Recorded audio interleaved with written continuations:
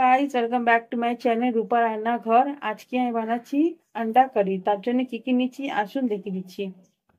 এখানে নিয়েছি আমি 5টা ডিম। ডিমটাকে আমি সেদ্ধ করে নিয়েছি। এখানে দুখানা আলু নিয়েছি, আলুটাকে আমার সেদ্ধ করা গেছে। এখানে নিয়েছি কারি পাত্তা, ধনে পাত্তা, এখানে আছে রসুন, পেঁয়াজ দুটো, এখানে টমেটোর একটা, এখানে আদা নিয়েছি কিছুটা, এখানে আছে নারকেল কোড়া নিয়েছি, এখানে 1 চামচ হলুদ নিয়েছি, 1/2 চামচ নুন নিয়েছি, এখানে 1 চামচ গরম মশলা, জিরে পাউডার আর লঙ্কা গুঁড়ো। আমি জ্বালিয়ে দিচ্ছি, কড়াটা বসিয়ে দিলাম।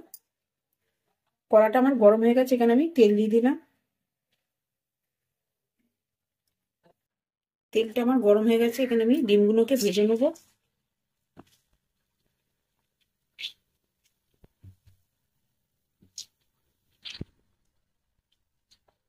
এখানে আলুটাও দিয়ে দিচ্ছি ভাজার জন্য।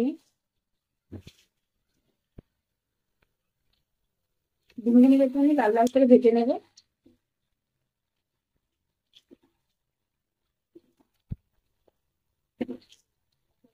এখানে আমার ডিমটা ভাজা হয়ে গেছে, সব তুলে নেব। ওই তেলেতেই আমি পেঁয়াজগুলোতে নেব,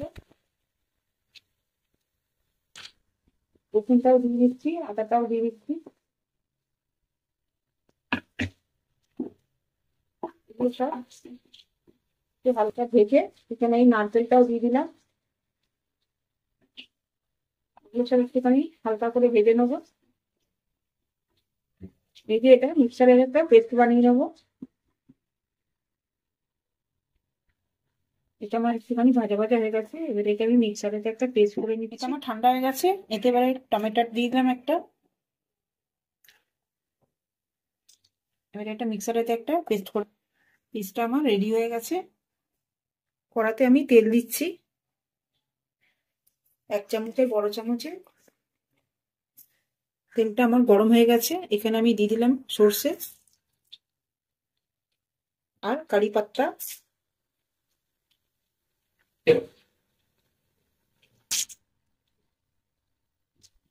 এটাকে আমি ভালো করে ভেজে নেবো। এখানে এই মশলাগুলো দিয়ে দিচ্ছি।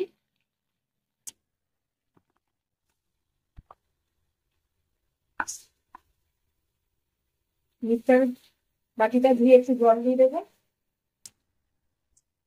মিক্সার দেওয়া বাকি জলটাও দিয়ে দিচ্ছি এতে।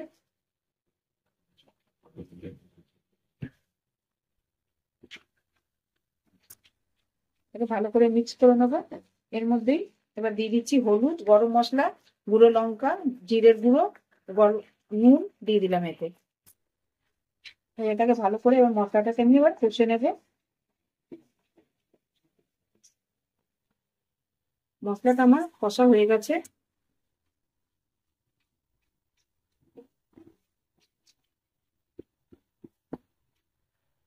এতে ডিমটা আর আলুটা ছেড়ে দিলাম। একটুখানি জল দেবো।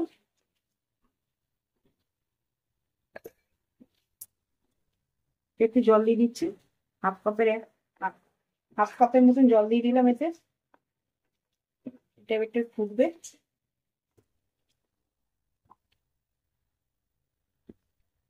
রেডি হয়ে গেছে আমার আন্ডা কারি। আপনারা বাড়িতে রেসিপিটা ট্রাই করে দেখবেন। আমার ভিডিও যদি ভালো লাগে লাইক করবেন, শেয়ার করবেন, সাবস্ক্রাইব করবেন। নেক্সট ভিডিওতে আবার দেখা হবে।